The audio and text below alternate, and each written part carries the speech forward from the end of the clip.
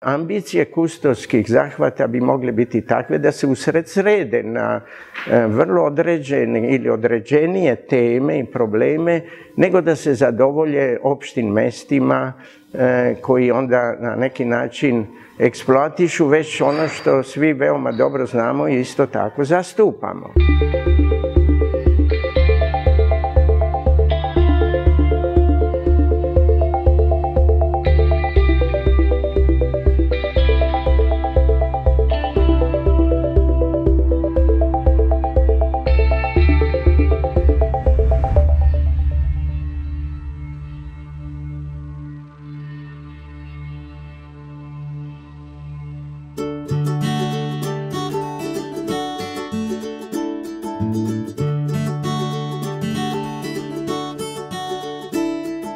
To što je dvogodišnji ne nalazim da nije dobro, mislim jer pokazalo se da jednogodišnji se vrlo brzo istroše nekako događaj koji su bili i zaborave ili se nedovoljno prouče, tako da eventualno da se pravi dvogodišnji format. Mislim da nije loše, pogotovo ako su okolnosti za kustosevi i za budžet recimo bolje i da onda svake 2 godine bude izložba optimalnije odrađena nego recimo prethodne. Premda i one prethodne izložbe od jedne do druge, teško je danas se setiti svega, ali bile su neke veoma zanimljive po ono što mene prevashodno zanima po kustoskim i teoretskim idejama.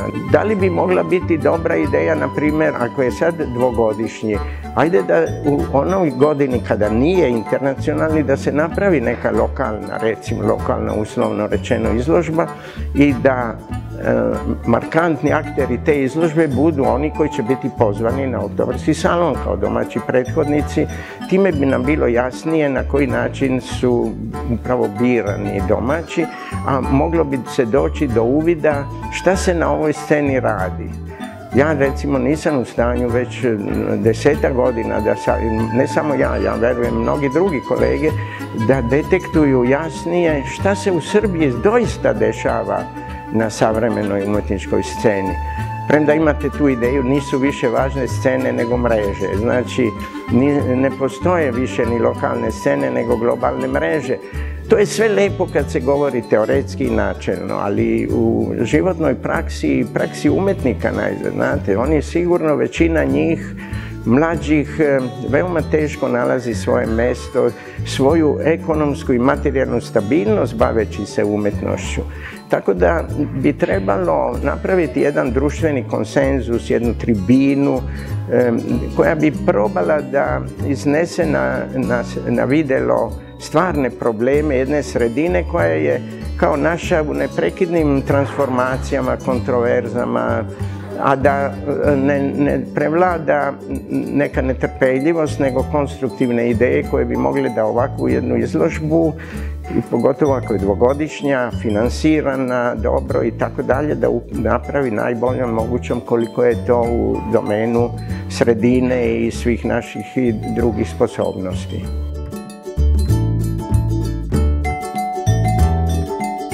Ono što je bilo zanimljivo od ovih prethodnih salona, to su ideje koje su ovdje donosili Anda Rothenberg, René Bloch, Laurent Hedge, pa sve do Davida Eliota, pa i o tome se može razgovarati i o ovogodišnjem salonu, o konceptu i o uvodnom tekstu u katalogu koji su napravili ovogodišnji kustosi salona. Ta teza o apsolutnom pluralizmu koji se nekako vezuje za umjetnost u razdoblju postmodernizma, recimo u posljednjih nekoliko decenija, u načelu je veoma prihvatljiva. Mislim, pogotovo mi koji nismo u nekadašnjim centrima zbivanja, godi nam ta pozicija da je umjetnost jako disperzivna danas u svetu, da više nema dominantnih centara, da nema dominantnih tendencija koje su se, može biti često i nametale iz raznih razloga, koliko ideoloških, toliko komercijalnih. Dakle, teza o pluralizmu je prihvatljiva. Ja sam se tada zapitao dokle ona seže i šta znači taj pojam čudo kakofonije. Da li je to jedan ekstrem ove teze o pluralizmu gdje se može reći sada, i mislim da je to zanimljivo pitanje na temelju ove izložbe, dokle ta teza seže u umjetničkoj praksi. U teoriji je prihvatljiva, lijepo zvuči, može biti čak da nas i obmanjuje, ali u konkretnim praksama postavlja se to pitanje šta to znači, i na ovoj izložbi je to jako markantno uočljivo, time što imamo niz velikih imena koje nalazim da je jako dobro da se vide u našoj sredini. Većina ni naše stručne javnosti nema šansu da učestalo vidi i posećuje velike svetske izložbe. Imena kao što su Kiefer, Yoko Ono, Murakami, Larry Bell, Cindy Sherman, sve je to jako dobro da ovdje bude. Sada, šta to treba da znači u kontekstu celine izložbe? Da li je to dovođenje tih velikih imena sa ponekim radom koji su iz privatnih kolekcija, koji su nastali mnogo ranije? Ja sam, na primjer, pogledao rad Eroa je pre 20 godina. Nekad su propozicije salona govorile o tome da to mora biti u 2 godine unatrag. Znači, provlače se mnogi elementi koji nekome ko je izvan cele situacije nisu dovoljno transparentne. I onda postavljaju se upravo brojna pitanja šta znači čudo kakofonije.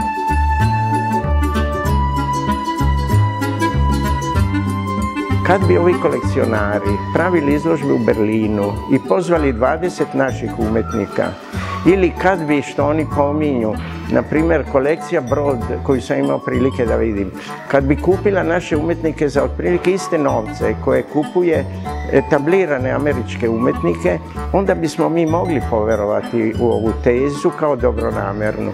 Ako ona nema potvrdu u drugim sredinama, nego se potvrđuje jedino ovdje, došavši iz velikog sveta, onda ja nalazim kao da je autoironična, da ne upotrebim neki drastičniji termin. Tako da mi se čini da bi naša javnost trebala da zna mnogo više detalja oko organizacione strukture ovogodišnjeg salona, ko je pozvao kustose, na čiju ideju dolaze, sa kakvim interesima, koje je finansiranje, kakva je najzad i politička pozadina.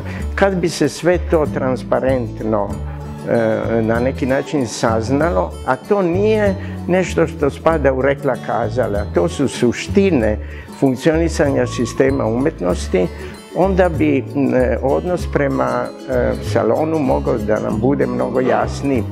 Dobro je vidjeti neka dela na ovom salonu, dela su sigurno prioritetna, ali koncept izložbe nije ništa manje važan. Tako da nalazim da je sve ovo jako dobro da bude, ali da se s vremenom na neki način izbruse kriterijumi, organizacioni, svi ostali, i da se onda sud o ovome može doneti na neki, da kažem, izvesniji, sigurniji način. To je dakle jedna mešavina utisaka od kojih sigurno da je većina pozitivnih, bolje da se dešava nego ne, bolje da je internacionalni nego ne, nego lokalni, što je bilo zalaganja, ali mislim da bi, kao i mnoge druge stvari u našoj sredini, trebali da budu vrlo transparentne, da se sve zna, da nema nikakvih dilema i da može biti i da sa stručne strane